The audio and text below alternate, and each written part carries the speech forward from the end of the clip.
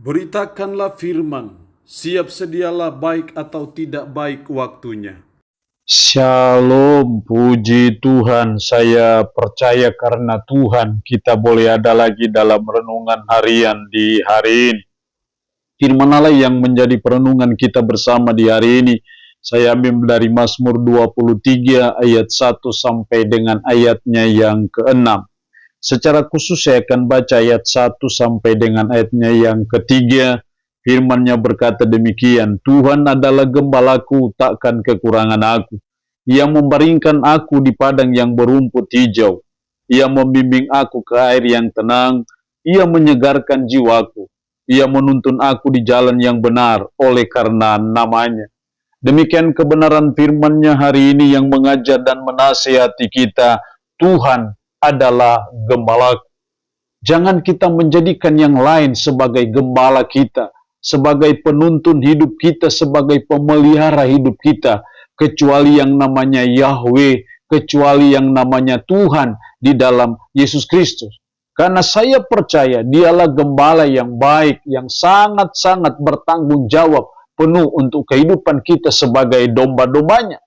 Karena Tuhan adalah gembala kita, maka Dia pasti akan membaringkan kita di padang yang berumput hijau, akan membimbing kita ke air yang tenang, menyegarkan jiwaku. Itulah yang menjadi tugas dan tanggung jawab kita, tanggung jawab gembala terhadap domba-dombanya. Jadi, kalau Tuhan adalah gembala kita, maka saya percaya Yesus Kristus itu gembala yang baik, yang sangat bertanggung jawab untuk kehidupan kita sebagai umat, sebagai orang percaya. Jadi jangan jadikan yang lain sebagai gembala kita. Hanya Tuhan saja di dalam Yesus Kristus yang menjadi gembala kita. Kalau Tuhan adalah gembala kita, lalu apa yang dituntut dari kita? Apa respon kita kalau kita menjadikan Tuhan sebagai gembala kita?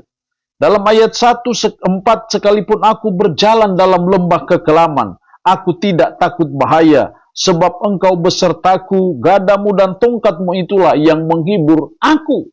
Aku tidak takut menghadapi bahaya. Kenapa Daud tidak takut menghadapi bahaya? Karena dia percaya gembala yang baik, bertanggung jawab memelihara domba-dombanya.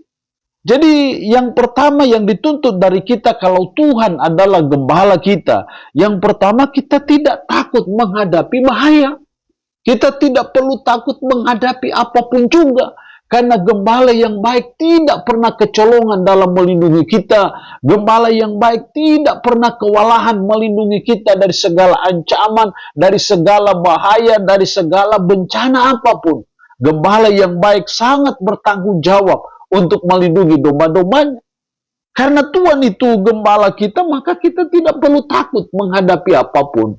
Jadi itulah respon kita sebagai umat yang menjadikan Tuhan sebagai gembala. Kita tidak perlu takut. Apa ketakutan yang selama ini kita takutkan, kita cemaskan dalam hidup? Mari kita percaya bahwa Tuhan gembala yang baik, sangat bertanggung jawab untuk hidup kita, sehingga kita tidak perlu takut menghadapi apapun, tidak takut menghadapi bahaya apapun, sebab Tuhan beserta kita. Yang kedua, kalau Tuhan adalah gembala kita, lalu apa yang dituntut dari kita? Yang kedua, ayat 5. Engkau menyediakan hidangan bagiku di hadapan lawanku. Engkau mengurapi kepalaku dengan minyak, pialaku penuh melimpah. Kebajikan dan kemurahan belaka akan mengikuti aku seumur hidupku. Karena Tuhan gembala yang baik, dan Tuhan itu yang menjadi gembala kita, maka kita tidak perlu khawatir akan kebutuhan hidup kita. Yang namanya gembala itu akan menyediakan segala kebutuhan domba. Jadi kita tidak perlu khawatir. Jadi hal yang kedua yang dituntut dari kita, kalau Tuhan adalah gembala kita, maka kita tidak perlu khawatir akan kebutuhan kita. Karena kita percaya kebajikan dan kemurahan belaka akan mengikuti aku seumur hidupku. Karena Tuhan kita, Yesus Kristus adalah gembala kita yang baik. Dia terus memelihara hidup kita, mencukupi segala kebutuhan hidup kita. Karena itu menjadi tugas dan tanggung jawab sang gembala. Jadi hal yang kedua, kalau Tuhan adalah gembala kita, kita tidak perlu khawatir akan segala kebutuhan kita, apa yang harus kita makan, akan minum, tidak perlu khawatir. Karena gembala yang baik bertanggung jawab untuk menyediakan semua yang kita butuhkan. Yang ketiga, dalam ayat 6 bagian terakhir, dan aku akan diam dalam rumah Tuhan sepanjang masa. Kalau Tuhan adalah gembala kita yang baik, maka hal yang ketiga yang dituntut dari kita adalah kita ada komitmen untuk setia beribadah kepadanya. Aku akan diam dalam rumah Tuhan sepanjang masa. Sebagai wujud syukur kita atas pemeliharaan Sang Gembala yang baik, yang terus menuntun, melindungi, dan memelihara kita.